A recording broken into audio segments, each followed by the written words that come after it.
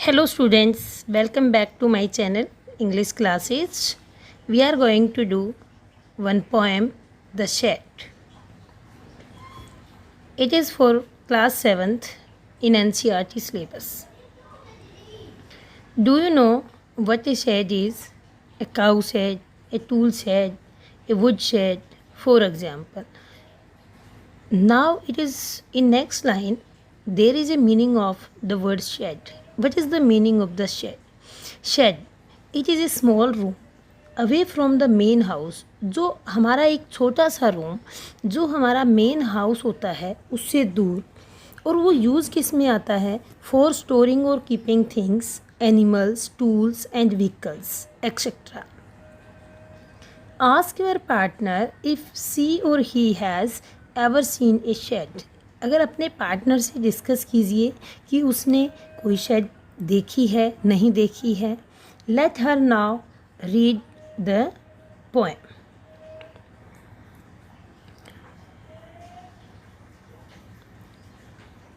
This one is the meaning. It is a small poem away from the house. What is the meaning of the shed? This one is the word and it is the proper meaning. Now here come in first paragraph. There is a shed at the bottom of her garden with a spider's web hanging across the door. There is a shed. यहाँ पे एक shade है. कहाँ पे shade है? At the bottom of our garden. जो garden है, बच्चा क्या कहता है? इसमें एक छोटा लड़का होता है, वो क्या कहता है कि मेरे घर में एक गार्डन है और गार्डन की बॉटम में मीन्स एक साइड, एक कॉर्नर में एक शेड बना हुआ है. With a spiders web hanging across the door. और उस शेड का जो गेट है, डोर है, उसके ऊपर क्या हैंगिंग है, क्या लटका हुआ है? वो स्पाइडर्स वेब, स्पाइडर का जाला लटका हुआ है. The hinges are rusty. जो हिंग्स हैं, हिंग्स का मीनिंग मैंने आपके लिए सामने लिखा हुआ है, आप इजीली नोटबुक में नोट डाउन कर सकते हैं. ये वर्ड मीनिंग मैंने सारी पोएम में लिखे हैं. जॉइंट्स, हिंग्स मीन्स जॉइंट, जहाँ से मीन्स हमारा जो गेट जो है अटैच होता है, वहाँ से उनको हिंग्स बोलते हैं. आर रस्टी, उनमें जंग लग चुका है. And creek in the wind, और जब हवा चलती है, विंड चलती है, तो वो क्या करते हैं, जो डोर है वो क्या करता है? Creeks. Creeks means hair make a harsh sound. वो एक तेज़ आवाज़ करते हैं, कर्कश आवाज़ करते हैं, जो आवाज़ अच्छी नहीं लगती है. When I am in bed I lie and I listen. When I am bed, जब मैं बेड में होता हूँ, जब मैं सो रहा होता हूँ, तो मैं क्या क्या सुन रहा होता हूँ? आई लिसन, मैं सुनता हूँ उस आवाज़ को जो विंड क्रिएट करती है. And I will open that door one day. और मैं इस डोर को ओपन करूँगी. कब? वन डे, एक दिन. किस लिए ओपन करेंगे हम? क्योंकि हमें उसको, वो इतना क्यूरियस है कि वो उस डोर को ओपन करना चाहता है कि मुझे इसको ओपन करना है, मुझे इसमें देखना है कि क्या है. Now English explanation for this paragraph. The poet in the above lines describe the shed. And the shed is, where is the shed? The shed is at the bottom of his garden. Nobody goes inside the shed. Therefore, the doors and hinges of the shed have become rusty. They make a strange noise when wind blows. When the poet is lying calmly on his bed, he hears some noises from the shed. The poet wishes to open the door on the shed someday. Means writer is saying definitely I will go one day in that shed. Move to the next paragraph. Our next paragraph is there is a dusty old window around at the side. यहाँ पे एक window है. किस में है window? Shade के अंदर एक विंडो बनी हुई है. शेड में एक विंडो बनी हुई है. और वो विंडो कैसी है? वो जो विंडो है वो डस्टी है आपकी, जो डस्ट लगा हुआ है उस विंडो के ऊपर. और वो ओल्ड है विंडो. ओल्ड है तो कुछ डैमेज भी होगी. तो डैमेज क्या है? With 3 cracked pains of glass. जो ग्लास लगा हुआ है उसमें, जो पेन ऑफ ग्लास है, दैट इज़ क्रैक्ड. मीन्स उसमें वो टूटा हुआ है. जो ग्लास लगे हुए हैं विंडो में वो टूटे हुए हैं. I often think that there is someone staring at me. I often think, मैं हमेशा क्या सोचता हूँ कि दैट समवन मीन्स कोई, ये सोचता है कि कोई वहाँ आ रहा है, और staring at me, staring meaning is here looking at me. Each time that I pass, जब भी मैं वहाँ से पास होता हूँ मीन्स वहाँ से जब मैं क्रॉस करता हूँ, उस शेड के पास से जब मैं जाता हूँ, तो मैं क्या सोचता हूँ कि यहाँ पे कोई ना कोई समवन, कोई ना कोई इंडेफिनिट प्रोनाउन है, समवन है इंडेफिनिट प्रोनाउन है, इट मीन्स कोई भी डेफिनेट नहीं है। Someone staring at me, I'll peep through that window one day. But at last, writer, what is saying writer? Writer is saying one day definitely I will peep. What is the meaning of the peep? Peep means to look through. To look through, it means इसके अंदर से झांकना, देखना। Writer सोचता है कि कुछ भी हो, मुझे क्या करना है, मुझे इसके अंदर झांक कर देखना है। Now English explanation for this paragraph, second paragraph. In these lines, the poet explains how keen he is to enter the shed. How keen he is means he is very curious to go inside that shed. The shed has an old and dusty window on the side of his bedroom. 3 glass panes of the window are broken. The poet feels that whenever he passes through the shed, somebody stares at him. He is not frightened, but curious to peep into the shed one day or the other. Means writer is saying, what writer is saying, definitely I will go one day to look into the shed. Now move to the third paragraph. Our third paragraph is, my brother says there is a ghost in the shed who hides under the rotten floorboard. My brother says, यहाँ पे brother भी है, ये जो छोटा बच्चा है हमारी पोएम के अंदर जो उसका ब्रदर है, क्या कहता है वो कि there is a ghost in the, there is a ghost in the shade,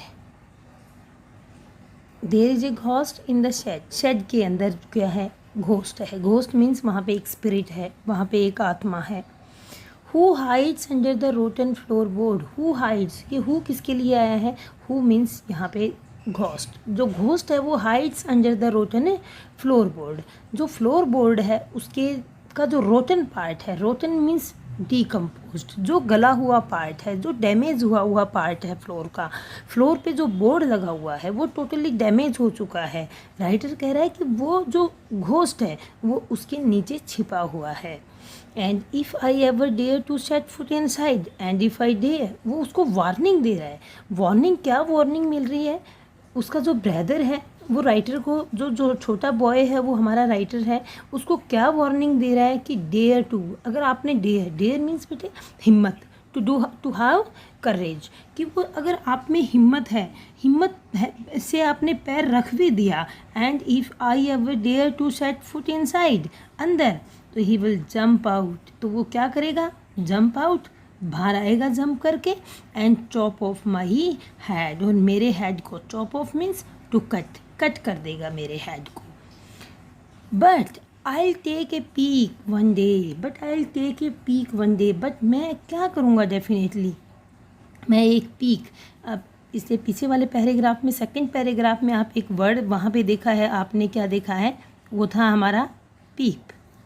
pep means also to see secretly, कहीं भी छुप कर देखना, PEEP, and peek also here to look quietly, वो भी चुपके से देखना, कि मैं इसमें से देखूंगा, इसको छुपके से अंदर देखूंगा कि इसके अंदर क्या है। One more thing is here, here is written I and apostrophe LLL। What is the meaning of this, what is the abbreviation, ये किसकी एब्रीवेशन है, इसको हम ही, और ये जो विल WILL, इसको बेटा एब्रीवेशन में लिखा गया है। जब हम इसको एब्रीवेट करते हैं तो क्या है, ही लिखा हमने, अपोस्ट्रोफी लगाया और LLL लिख देंगे, तो it means he will, here I will. Now English explanation for this paragraph. In these lines, the poet tells how his brother scares him by telling, कैसे scare करता है brother, by telling him that there is a ghost inside the shed, He wants him not to go inside the shed, and if he went inside the shed, the ghost would chop up his head. All the efforts to terrify the poet seems to have little impact on him. He is still willing to step inside the shed and see the shed himself. But he warning also taken. Brother gives warning to the writer and the small boy. You can say, you don't go inside. But even then, what he is saying, definitely I will peek one day. One day, it means he has promised by himself. वो उसने खुद से promise कर लिया है कि he will go inside definitely one day.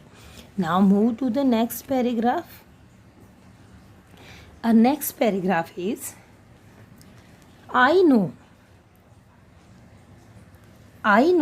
that there isn't really a ghost. I know. अब at last में राइटर को पता लग गया है, इस छोटे बच्चे को पता लग गया है कि यहाँ कोई घोस्ट नहीं है, कुछ भी नहीं है। यहाँ पे क्या नहीं है? घोस्ट नहीं है, स्पिरिट नहीं है, आत्मा नहीं है, कोई भूत नहीं है। माई ब्रदर टेल्स लाइज, मेरा भाई क्या बोल रहा है? झूठ बोल रहा है। To keep the shed for his den, अपनी डैन बनाकर रखना चाहता है। Den is here meaning is a place to hide, एक सीक्रेट प्लेस अपना रखना चाहता है। वो चाहता है कि ये प्लेस सिर्फ मेरे लिए हो, ये सिर्फ मेरी डैन हो, यहाँ पे कोई भी ना आए। तो इसलिए राइटर क्या सोचता है कि ये अपना सीक्रेट प्लेस बनाना चाह रहा है। There isn't anyone staring, there isn't anyone here, it is also indefinite pronoun. There isn't anyone staring and making strange noises. There isn't anyone, कोई भी स्टेयर नहीं कर रहा है, घूर नहीं रहा है, मेकिंग स्ट्रेंज नॉइसेस, और अलग अलग आवाज़ जो आ रही हैं अंदर से, वो कोई भी नहीं कर रहा है। वो आवाज़ें अंदर से करने वाला कौन है? वो भी ब्रदर है। और जो घूरने वाला कौन है? वो भी ब्रदर है। स्टेयरिंग भी वही कर रहा है और नॉइसेस भी वही कर रहा है। अभी इसको पता लग गया है कि who is doing all these things.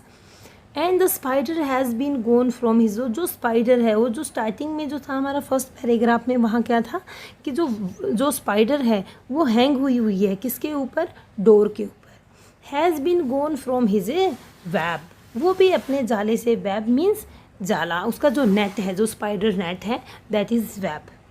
Since I don't know when, since I don't know, लेकिन मैं नहीं जानता। When I will go, same thing is use here, I double L, I means I will go in to that shed one day, मैं उस shade के अंदर एक दिन ज़रूर जाऊँगा। और राइटर यहाँ कहता है soon, soon means near, in near future I will plan for a there but not just yet, yet not just yet, yet means अभी मैं नहीं गया हूँ, अभी मैंने ये काम नहीं किया है।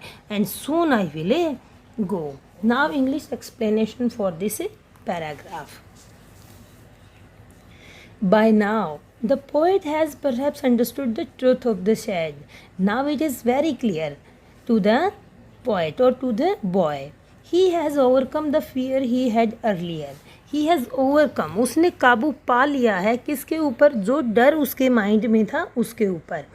Now he is sure that there is no ghost inside the shed and there is actually nobody that stares at him. Now he doesn't hear any strange noise made by the invisible creatures.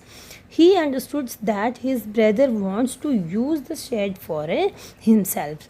The poet decides to visit the shed very soon, but not immediately, means not at present, but in near future he will plan for it.